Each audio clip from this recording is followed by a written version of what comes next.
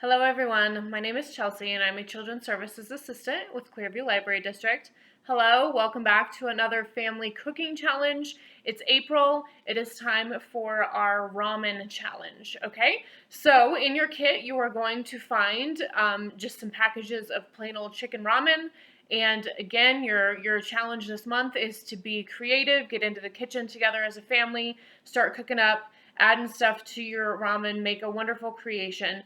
Take a picture of your creation, send it to me, Chelsea, Chelsey, at clearviewlibrary.org. All of this information is on your kit bag, but yes, just snap a picture of your ramen, send it to me. We will pick a winner, and then we will give the winner a prize consisting of some cool stuff for the kitchen, recipe books, cutting boards, utensils, things like that. So get in there, cook some ramen. Send a picture to us, and you have 2 weeks to submit your creation.